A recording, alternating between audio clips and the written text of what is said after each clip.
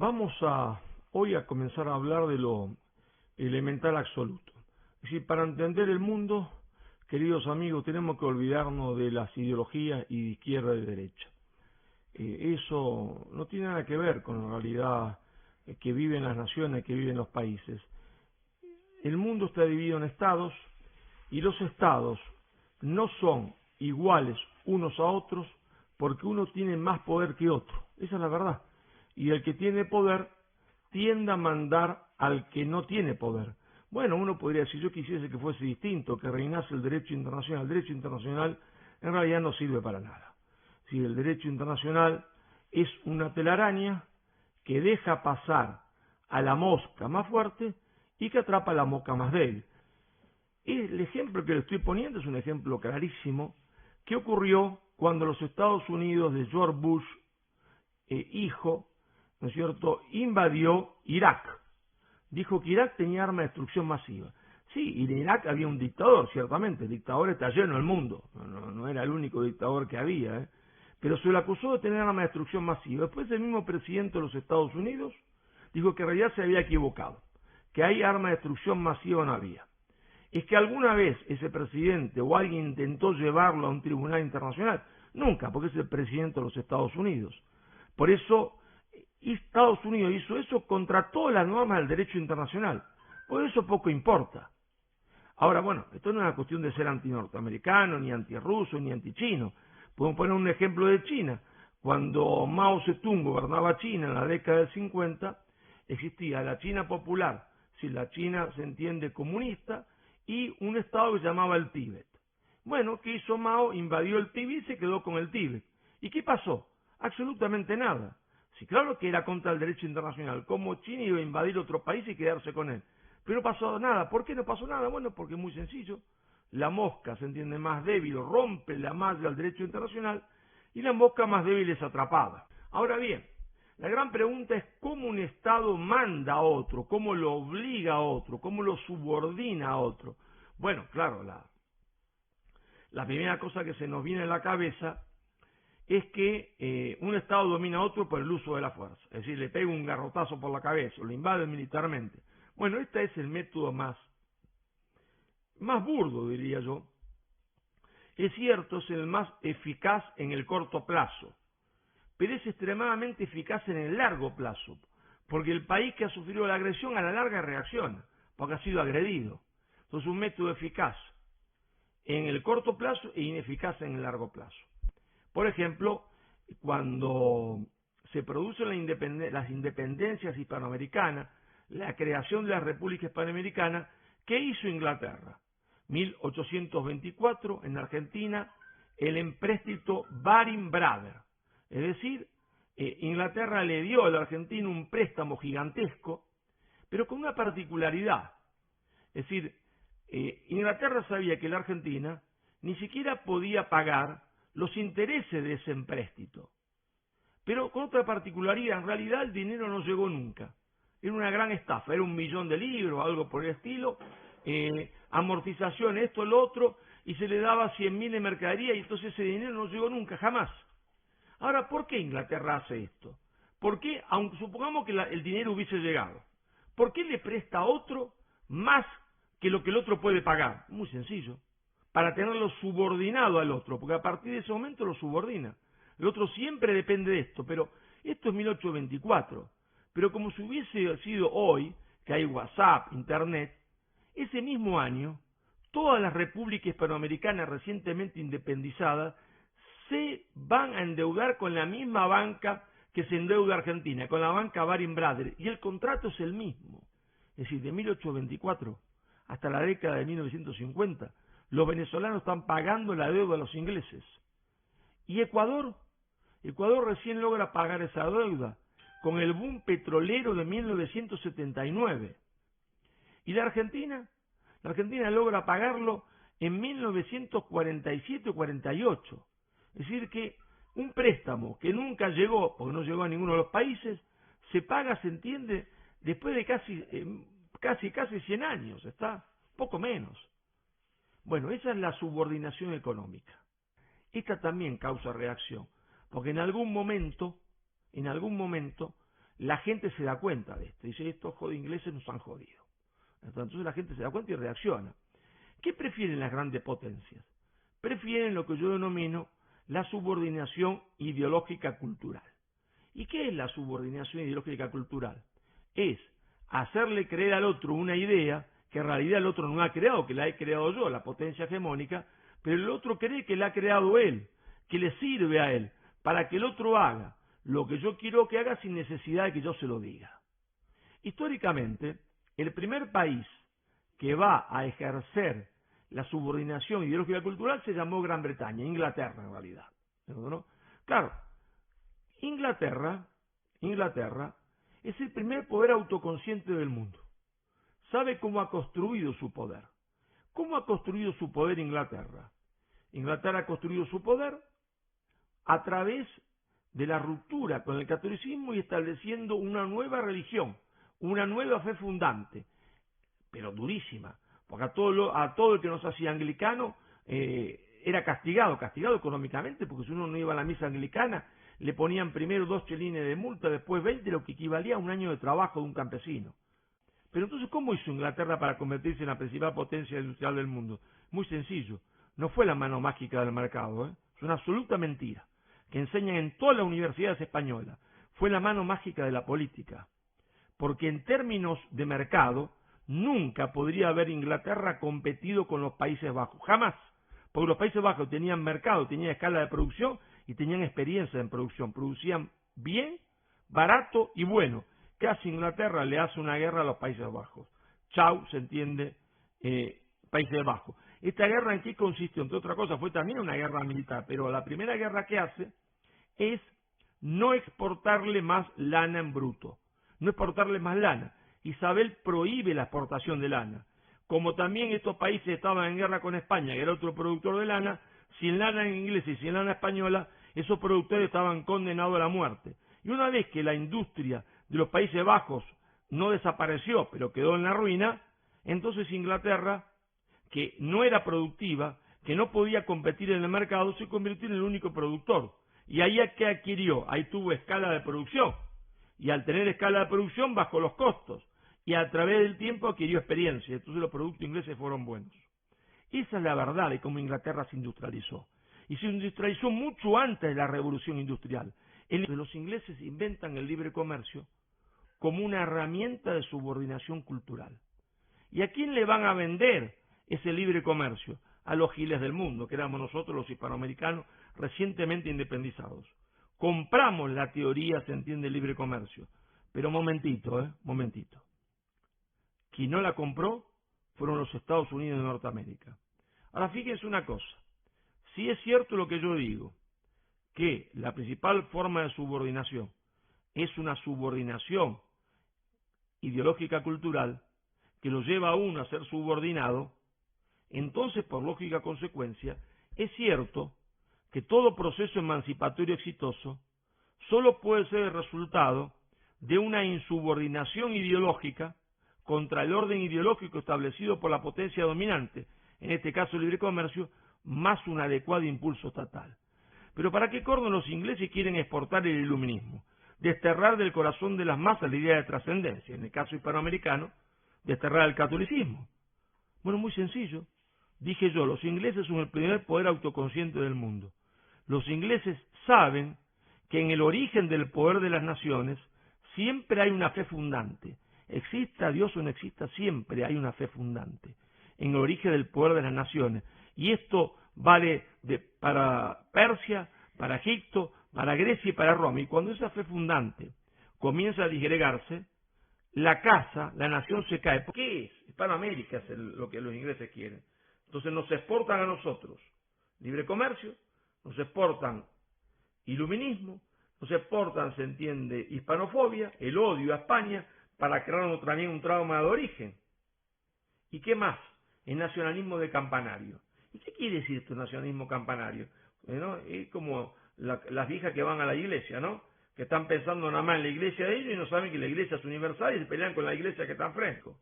Entonces, ¿qué hacen ellos? Que cada una de las repúblicas recientemente independizadas se pelee con las otras. Y necesitan que haya guerra. ¿Para qué? Porque eso es irreal. Es irreal porque antes de la independencia conformaban un solo territorio. No había aduana, había la misma moneda. ¿Necesitan guerra para qué? Porque cuando hay guerra hay odio. Entonces lo que es irreal se empieza a transformar en real. Y ahí entonces la guerra del Pacífico, la guerra de Chile contra Bolivia y el Perú, la guerra mal llamada de la Triple Alianza, la Triple Infamia, del poder angloporteño, no en la Argentina, el poder angloporteño, que podemos hacer un programa sobre eso, Uruguay y el Brasil contra Paraguay, después la guerra entre Perú y Ecuador, y así por todos lados. Ahí está Inglaterra portando la ideología de subordinación. Ahora, claro, por hoy quizás vamos a quedarnos acá, pero ¿qué vamos a ver después, en otro programa? Vamos a ver quién fue los primeros que se dan cuenta que los ingleses mienten. ¿Cuál fue el primer país del mundo que hizo una insubordinación fundante? Eso es lo que vamos a ver después. ¿Cuál es el primer país del mundo que realizó una insubordinación fundante? Es decir, que desafió a los ingleses desde el punto de vista cultural, que dijo, los ingleses mienten, lo que ellos portan es falso, el libre comercio es mentira. Es decir, una insubordinación ideológica más un adecuado impulso estatal que en el largo plazo termina constituyendo una insubordinación fundante que lleva a la autonomía y al desarrollo.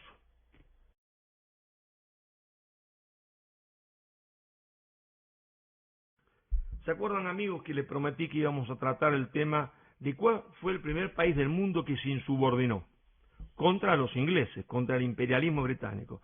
No se hagan ilusiones, no fue ningún país comunista, ni la Unión Soviética, ni nada de esas pelotudeces que dicen los marxistas, nada que ver. El primer país del mundo que se insubordina se llama los Estados Unidos de Norteamérica. Los Estados Unidos, ¿con quién?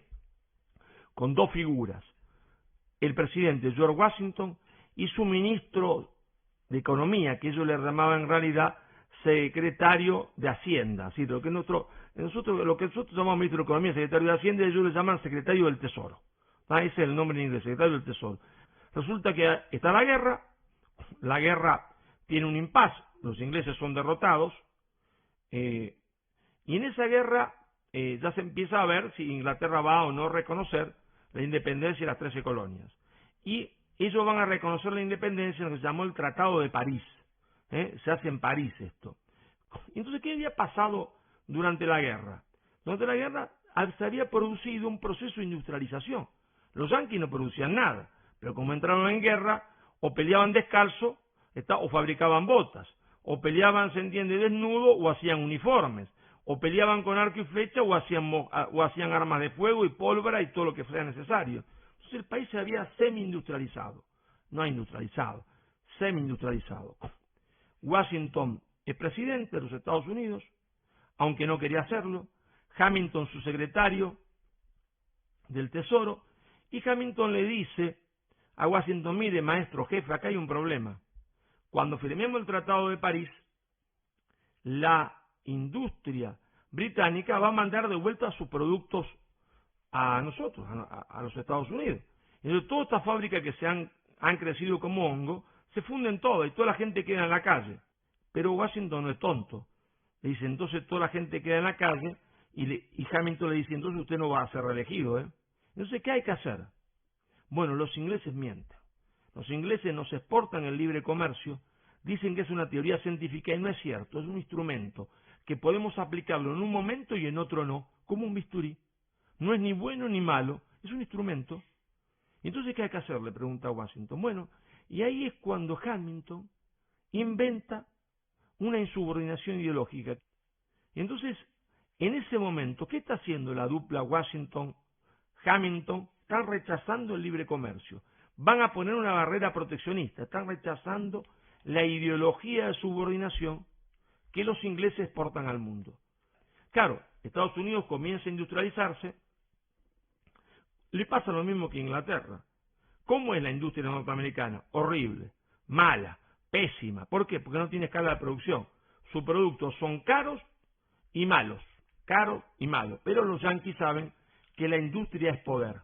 Como siempre, la política no es tan fácil. La política es acción y reacción y fuerzas que pelean entre ellas. ¿Dónde estaban las pequeñas industrias que habían nacido en Estados Unidos?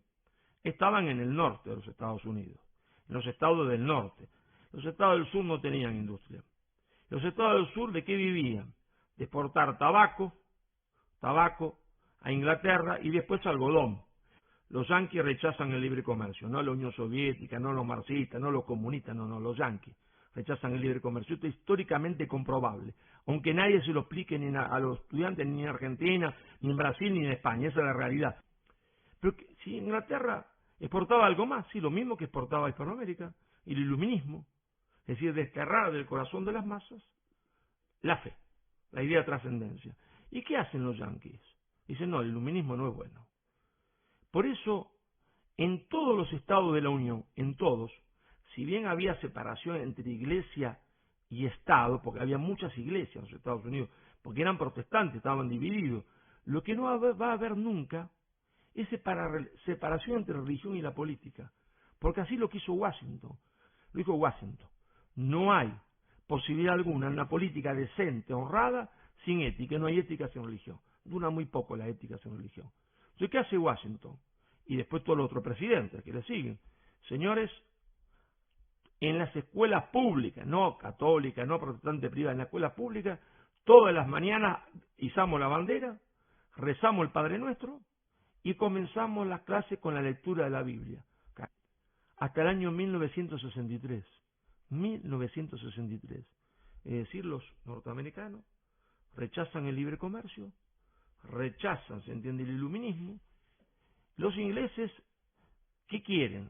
Que Estados Unidos sea chiquito, pero los norteamericanos tenían otra idea, buena para ellos, mala para nosotros, mala para la hispanidad, para los mexicanos, pero para ellos era excelente. ¿Qué idea tenían los padres fundadores en la cabeza? La idea de construir un Estado continente. Entonces Jefferson lo manda a John Quincy Adams, hijo del presidente Adams, a John Quincy Adams a hablar con quién, con Napoleón. Los franceses estaban en guerra con los ingleses, Francia se había quedado con la Luisiana española. La Luisiana es el territorio gigantesco de la cuenca del río Mississippi, Missouri, en la ciudad que ustedes seguramente conocen, que es Nueva Orleans, por ejemplo, o San Luis. Y entonces Napoleón, como estaba en guerra, tenía dos opciones. O le vendía la Luisiana a los norteamericanos, o los norteamericanos se la quedaban por la fuerza. Bueno, te la vendo, si me lo pedí de esa manera, te la vendo. Y ahí ellos saltan el Apalache y ya llegan a las llanuras, la llanura del Mississippi, Missouri. Ya en 1806 quieren quedarse con Cuba. Y Jefferson ordena la invasión de Cuba. Pero claro, ellos todavía están en competencia con los ingleses, con Gran Bretaña, con Inglaterra. Entonces los ingleses, que son en ese momento la potencia más grande del mundo desde el punto de vista naval, interponen la flota británica entre lo que sería la península de Florida y Cuba, e impiden que los norteamericanos hagan esa invasión. Poinsett era un agente norteamericano, no llegaba a ser embajador. ¿Y qué hace? Se reúne con todos los líderes mexicanos para hacerle un golpe de Estado al emperador. Al tiempito le hacen el golpe. Y ahí los Estados Unidos empieza a mandar poco a poco inmigrantes a Texas. Al cabo de un tiempo los norteamericanos, que ahora se llaman a sí mismos tejanos, pero son extranjeros, son ingleses, anglosajones que se han comprado tierra, dicen que no quieren ser mexicanos, declaran la independencia. Después, claro, quedaba todavía para llegar al Pacífico, quedaba Arizona, quedaba Nuevo México, quedaba Nevada y California, claro. Y ahí en 1847 se va a producir la guerra entre Estados Unidos y México, guerra que va a ganar los Estados Unidos. Los Estados Unidos incorpora, es decir, le hace firmar un tratado de los mexicanos, Tratado Guadalupe Hidalgo, 2 de febrero de 1848, pero con las tropas norteamericanas ocupando la Ciudad de México. Tratado que los mexicanos nunca se dieron cuenta que era ilegal. Y entonces ahí pierde México 2.700.000 kilómetros cuadrados. Pierde en California. Año 1848, California pasa a los Estados Unidos y un año después se descubre por casualidad oro y se convierte Estados Unidos en el principal productor de oro del mundo. Y entonces el sur empieza cada vez a ganar más las elecciones, a tener más diputados que son librecambistas, quieren terminar con el proteccionismo económico. Entonces se produce una elección clave, la elección de Abraham Lincoln. Lincoln pierde. Y la elección, esa elección, yo la cuento bien en el libro, es una elección entre proteccionismo y libre comercio, eso es lo que se discutía. Entonces, claro, pero Lincoln, el presidente, representa los intereses del norte, y entonces dice, ¿y ahora qué hacemos? Porque acá la gente no quiere aceptar nuestras ideas. Entonces hay que eliminar al sur. Entonces Lincoln va a provocar al sur y va a decir que hay que terminar con la esclavitud. Entonces la historia norteamericana es graciosísima. Presentan a Lincoln y a la guerra civil como una guerra entre los esclavistas contra antiesclavistas. No sea mentiroso. Está en las cartas de Lincoln que le escribe al presidente del sur, porque entonces el sur, cuando Lincoln declara la libertad de los esclavos, se separa, y Lincoln le dice, mira, a mí la verdad que los negros sean esclavos no me importa un corno. Acá el tema proteccionismo y libre comercio. Si ustedes admiten el proteccionismo, yo lo que hago es volver a poner los negros de esclavos. Y el sur no acepta, y entonces el sur va a perder la guerra, y el norte va a aplastar al sur, lo va a aplastar militarmente y dominar, al punto tal que por años el sur no puede elegir gobernadores. Lincoln lo van a asesinar, muere en un teatro, y el presidente que le sucede, ¿quién es? Es el general Grant, el héroe de la guerra. Y a partir de que Grant es presidente, Grant establece un rechazo absoluto al libre comercio, el proteccionismo económico y un impulso estatal. Pero es históricamente comprobable que los Estados Unidos realiza la primera insubordinación fundante del mundo, es decir, construye poder nacional, realiza una verdadera independencia, rechaza el libre comercio, pero ¿qué otra cosa rechaza? Lo que les conté antes, el iluminismo. ¿Dónde reside el poder de los Estados Unidos y dónde reside nuestra debilidad? Que la independencia de los Estados Unidos terminó en la unidad y nuestra independencia terminó en la desunión, en la fragmentación territorial. Todos los países que tuvieron poder, todos realizaron una insubordinación fundante, una insubordinación ideológica contra el orden establecido, más un adecuado impulso total. Pero atención, yo no pongo el acento solo en la cuestión material. Acuérdense de la fe fundante. Si no hay fe fundante, que es más importante que todos los otros factores del poder, no hay nada. Bueno, pero eso, lo de Alemania, Japón, vamos a explicarlo en otro programa.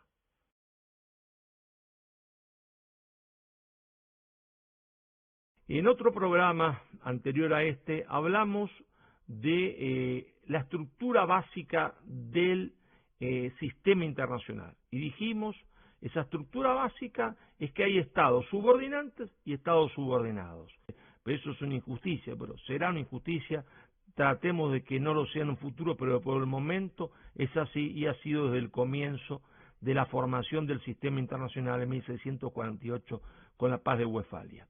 Pero yo les había prometido explicar, o tratar de explicar, capaz que lo explico para el diablo, pero tratar de explicar cuál fue el primer Estado en el mundo en realizar una política sistemática de subordinación ideológica cultural, que Hans Morgenthau llamaba imperialismo cultural, que Brezhnev-Brzezinski llamaba colonización cultural, o que Joseph Nye llama poder blando. Bueno, la primera potencia del mundo en ejercitar una política sistemática de subordinación ideológica cultural fue Inglaterra.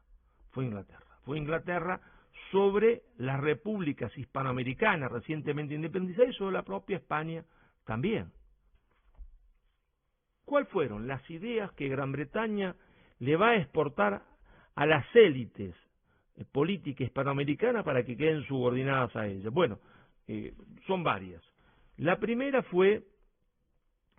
yo no sé si decirlo, no es que se haya producido la primera en términos cronológicos, pero la primera, digamos que fue la hispanofobia, es decir, el odio a España. ¿Por qué Inglaterra predicaba la hispanofobia? Primero, antes de la independencia, para que estas élites, creyendo que esto era cierto, se sublevaran en contra de España. Y después, ¿por qué lo sigue predicando?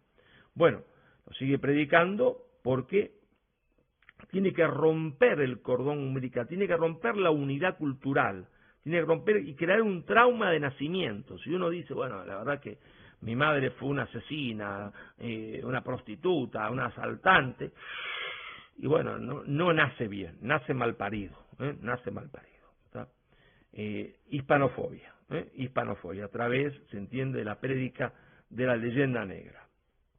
¿Qué otra cosa predica Inglaterra? Bueno, Inglaterra va a predicar el libre comercio. ¿Por qué Inglaterra predica el libre comercio? El libre comercio no es una teoría universal, no es un hecho científico, no, mire, el libre comercio es como un bisturí. Puede servir para matar a una persona o para salvar la vida de esa persona. Inglaterra es el primer poder autoconsciente del mundo. Sabe que la industria es poder, es decir, que la industria lleva a la fabricación de armas, ¿verdad? Y las armas son los que dan poder. Antes y ahora, quien posee las mejores armas tiene poder y le impone el poder al otro. Entonces Inglaterra, no como creen los economistas o los marxistas, es que quiere el libre comercio para exportar su mercadería y vender mucho y hacer dinero. Mire, sí, está bien. Quiere vender mucho, hacer dinero y que su burguesía se llene los bolsillos. No ese es el tema fundamental, de ninguna manera. No. Es que Inglaterra quiere que el otro no se industrialice, quiere que no tenga industrias. Porque la industria es poder y lleva a la fabricación de armamento, y si el otro fabrica los mismos armamentos que Inglaterra, como el poder es un juego de suma cero, no puede mandarlo. No puede mandarlo. ¿Qué más va a predicar Inglaterra? Bueno, Inglaterra va a predicar también lo que yo denomino el nacionalismo de campanario. Inglaterra quiere hacerle creer a cada una de las repúblicas recientemente independizadas que existió desde siempre. Que existió desde siempre México, que existió desde siempre el Perú, que existió desde siempre la Argentina, Bolivia, Chile, Paraguay. Mire, no, es evidente que México no existió desde siempre. Lo que había antes era el Imperio Azteca, que el Imperio Azteca dominaba a otros pueblos, así que México no existió, existía el imperialismo azteca que dominaba a otros pueblos. Y aunque no lo dominase, no había México. México nace con la fusión, con la conquista, con el mestizaje, porque México habla español, y antes hablaba Tlaxcala, hablaba, se entiende, Nahual, Totoneca, es decir, México nace, esté bien o esté mal, nace con la conquista española de América y con la fusión de la sangre.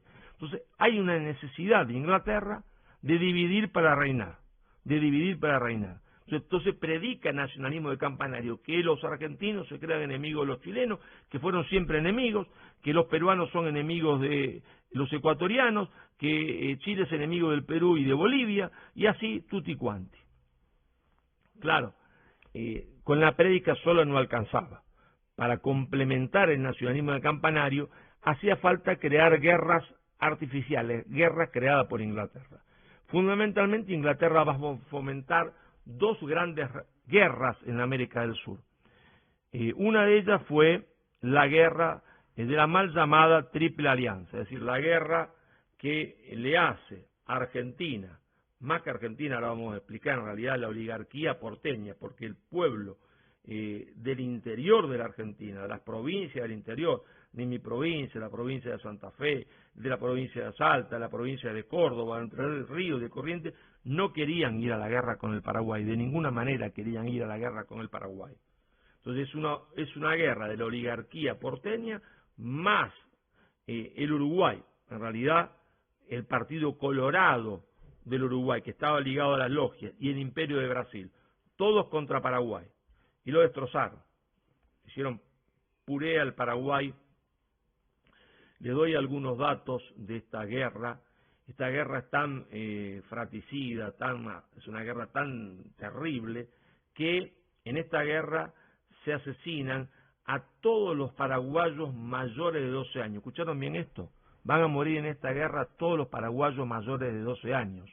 Es cierto que yo desligo a la Argentina de esto. ¿Por qué? Porque cuando se produce la masacre de todos los paraguayos mayores de 12 años, ya el ejército argentino, que yo digo yo que no era argentino, y digo que no era argentino porque hay soldados de mi provincia, Santa Fe, que van a pelear luciendo el uniforme paraguayo, porque saben que esa es una guerra querida por Inglaterra, no querida por Argentina. Fue una guerra terrible. Bueno, guerra del Paraguay para crear odio, para lo que era irreal, porque la diferencia entre Paraguay y Argentina, que hoy a los argentinos les parece atroz, esta diferencia existió desde siempre. Bueno, entre otras cosas porque muchos argentinos son tan ignorantes como los paraguayos, tan ignorantes como los chinos, todos somos ignorantes de nuestra propia historia, pero nuestra historia ha sido falsificada. Nosotros nos olvidamos que la ciudad de Santa Fe fue fundada por un vasco, Juan de Garay, y el resto que la fundó eran criollos paraguayos, ya mestizos. de mezcla entre español y guaraní, y que la ciudad de Buenos Aires fue fundada por Juan de Garay, también vasco, por el mismo que fundó Santa Fe, vasco, y el resto eran criollos del Paraguay, es decir, mestizos. Mestizos se entiende entre español y guaraní. Y también hubo una guerra terrible, que fue la Guerra del Pacífico, otra guerra creada, instigada por Inglaterra. La Guerra del Paraguay a Inglaterra le interesaba sobremanera. ¿Por qué? Porque los paraguayos estaban llevando a cabo una insubordinación fundante, tal como estaban llevando a cabo los Estados Unidos de Norteamérica. Fue el Paraguay el primer país que tuvo ferrocarril en América del Sur, el primer país que tuvo una acería en América del Sur, primera vez que tuvo tranvía, es decir, se estaba industrializando a partir del proteccionismo económico, y era un mal ejemplo, había que eliminarlo. Otro país que estaba creciendo autocentradamente era el Perú. Entonces había que eliminar también el poderío económico del Perú, crear odio entre el Perú, Chile, y entre Chile y Bolivia, y entonces se produce la terrible Guerra del Pacífico.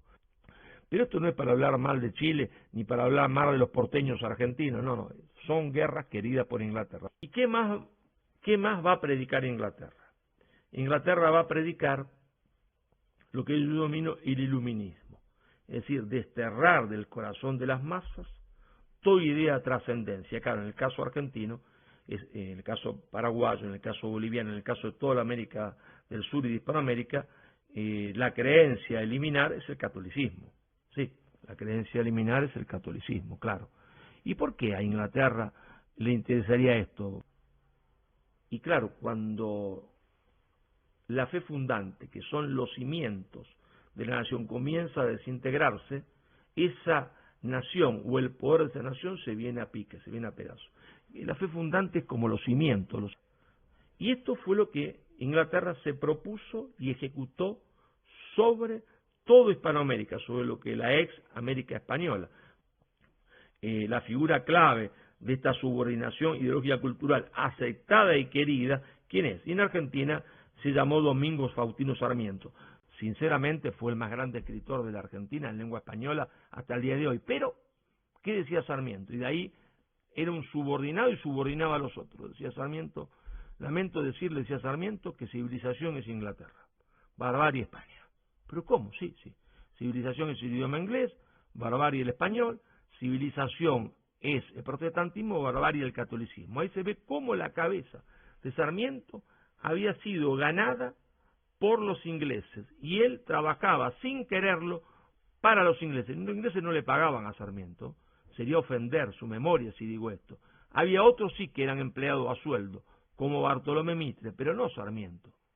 Entonces ahí tenemos la estrategia de subordinación y cómo funcionó. Por eso dije que este programa era para ver cuál era la primera potencia del mundo que había ejercido una política sistemática de subordinación ideológica cultural sobre el resto del mundo. El mundo a conquistar para Inglaterra, donde estaban las materias primas y el mercado, fue Hispanoamérica. Pero claro, no solo Hispanoamérica. Inglaterra también intentó subordinar a los Estados Unidos, fracasó. Hoy lo que yo quería contarles era esto. Inglaterra, la primera potencia que ejecuta una política sistemática de subordinación ideológica cultural, porque ella es consciente, la élite británica, de cómo ha construido su poder nacional. Lo ha construido sobre una fe fundante, lo ha construido sobre el proteccionismo económico, sobre la unidad nacional y exporta todo lo contrario al mundo. Bueno, en otro programa después vamos a ver el tema de la Revolución Francesa.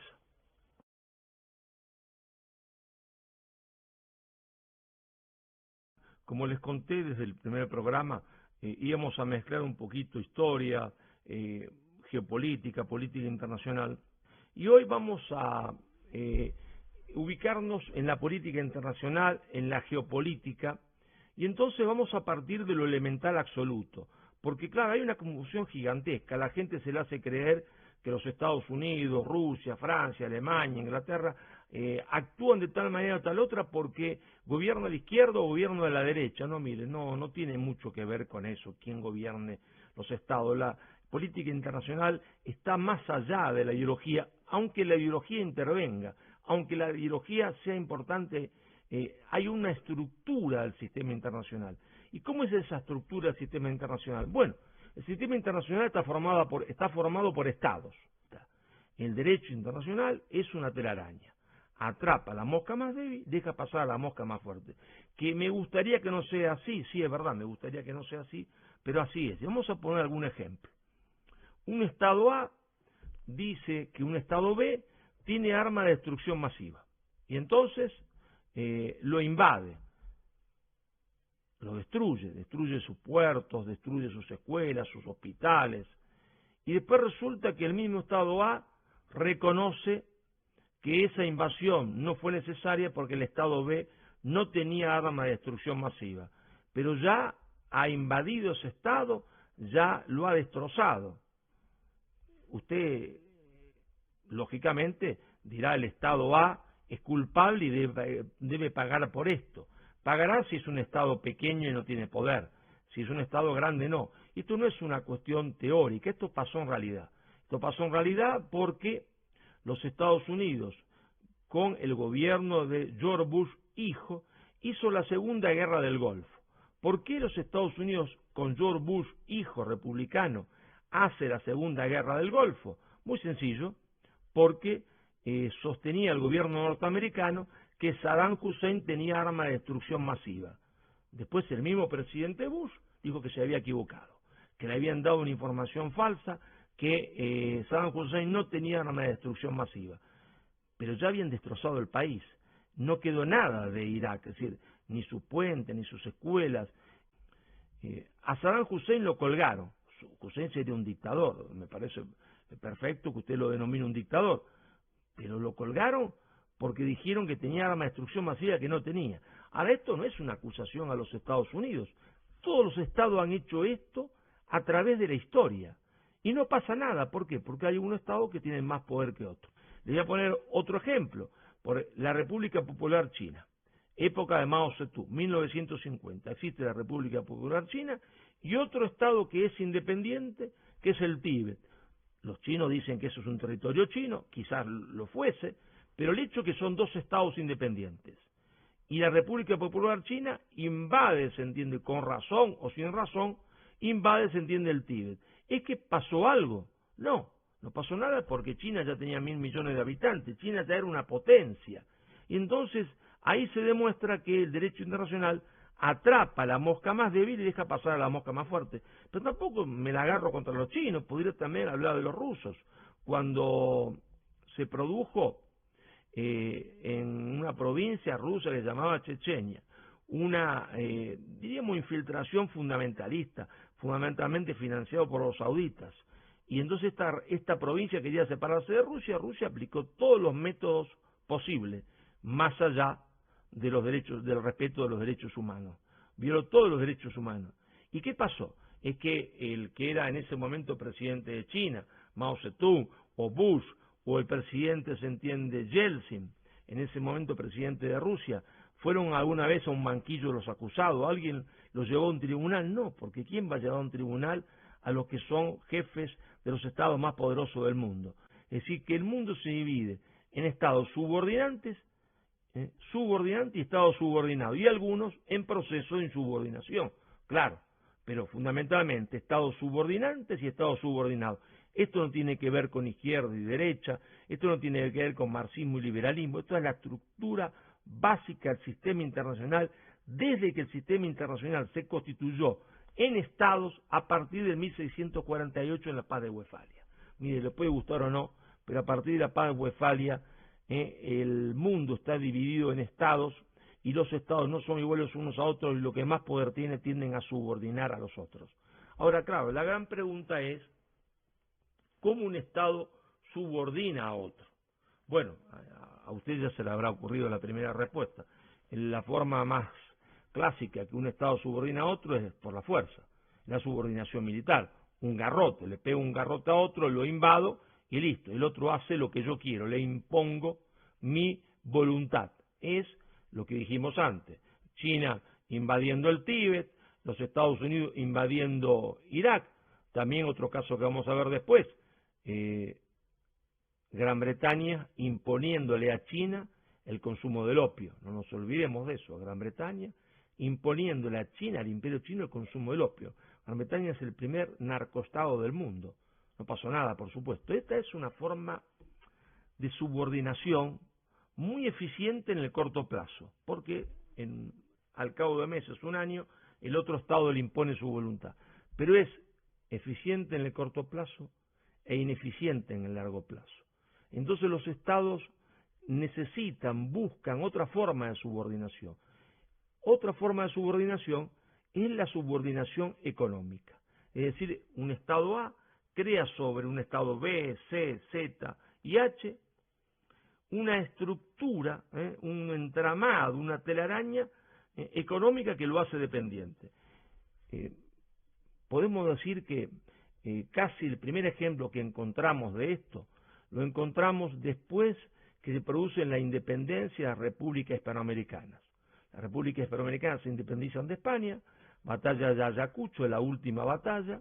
Ahí Inglaterra recién reconoce a estas repúblicas y en 1824 Inglaterra firma con el gobierno de Buenos Aires lo que se llamó el empréstito Baring-Brother.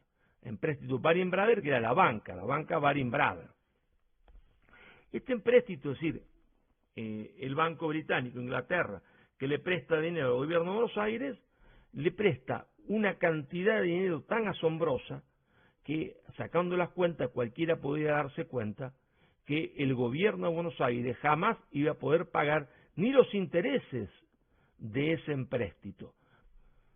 Pero en realidad era una estafa organizada con la complicidad de quienes gobernaban en Buenos Aires, porque de ese 1,000,000 y pico de libras, solamente todo se va a diluir en comisiones y robos, entre estas dos mafias, de la mafia de Buenos Aires y la mafia de Londres, todo se va a diluir y van a llegar a Buenos Aires solamente 100.000 libras. Pero no llegan en metálico, en dinero, en oro, no, llegan en mercadería, es decir, el empréstito que se había pactado de 1,000,000 y pico de libras para construir un puerto de Buenos Aires, para poner alumbrado, empedrado, cosas muy bonitas, no se hicieron nunca. ¿Por qué? Porque el dinero jamás llegó, y el que llegó fueron 100.000 en mercadería, pero el gobierno se había endeudado por 1,000,000 y pico de libras. Pero lo curioso es que, y lo que demuestra esta trama británica para subordinar a las repúblicas hispanoamericanas, lo asombroso es que, como si ya hubiese internet en esa época, fax, WhatsApp, o lo que usted quiera, todas las repúblicas hispanoamericanas se van a endeudar con la banca Baring-Brother con el mismo contrato, y todos en el lapso de un mes y pico, 2 meses, 3 meses. La deuda se convierte en un mecanismo de subordinación económica. Es decir, que todos Estados hacen lo mismo, Estados Unidos, la Unión Soviética, y China ahora, cuando abre sus famosos centros de Confucio por toda parte del mundo, está intentando hacer lo mismo, está aprendiendo a hacer lo mismo. Todavía no lo sabe hacer bien como hacían los soviéticos, marxistas, leninistas, y como hacen los Estados Unidos, pero están aprendiendo. Es decir, Estado subordinante y Estado subordinado, nunca se olviden de esto. La próxima vez que nos veamos, vamos a ver cuál fue el primer país del mundo que estructuró una estrategia sistemática de subordinación ideológica y cultural del resto del mundo. Bueno, por ahora lo dejo acá